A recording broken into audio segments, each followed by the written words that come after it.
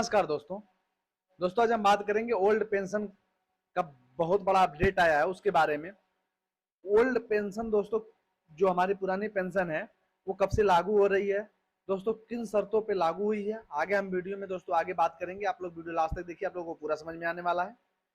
Hello दोस्तों, आज के इस आर्टिकल में आप सभी को बताने वाले हैं, जितने भी केंद्रीय कर्मचारी हैं उन सभी को बता देना चाहते हैं कि आप सभी का जो पुराना पेंशन है वो लागू होगा या नहीं।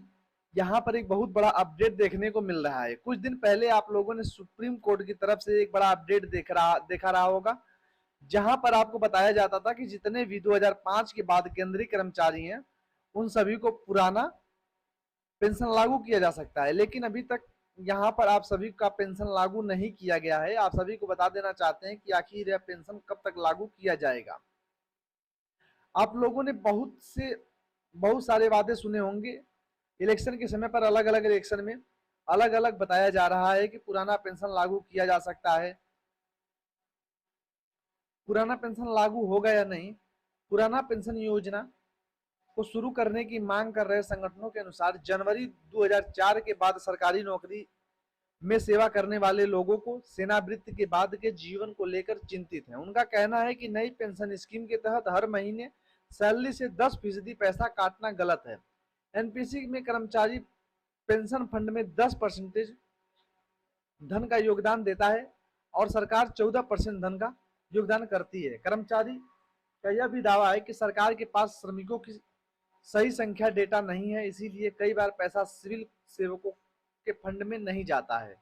रिटायरमेंट के बाद मिलने वाला पेंशन इस फंड पर निर्भर करता है कि एनपीसीएस में महंगाई भत्ता डीआर नहीं मिलता है।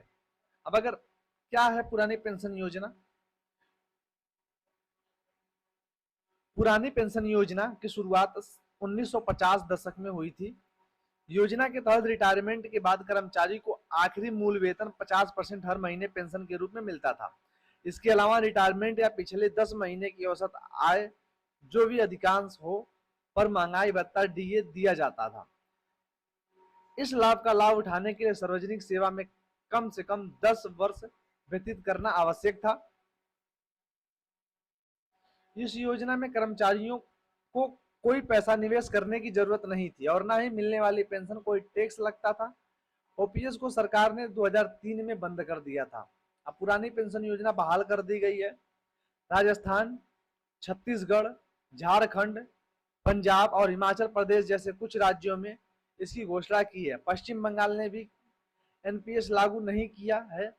मासिक सेवानिवृत्ति के बाद जीवन भर आपकी आय का एक विश्वसनीय स्रोत है। पुरानी पेंशन योजना का सबसे बड़ा फायदा यह है कि कर्मचारी के वेतन से कोई पैसा नहीं काटा जाता, जिससे उसकी वित्तीय स्थिति पर बोझ कम हो जाता है। साथ ही रिटायरमेंट के बाद मिलने वाली पेंशन पर कोई टैक्स नहीं लगता है।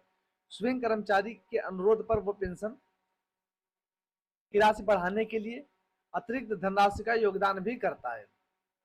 फिलहाल दोस्तों, जैसे कोई नया अपडेट इस पे आता है, मिलते नए वीडियो में। Thank you.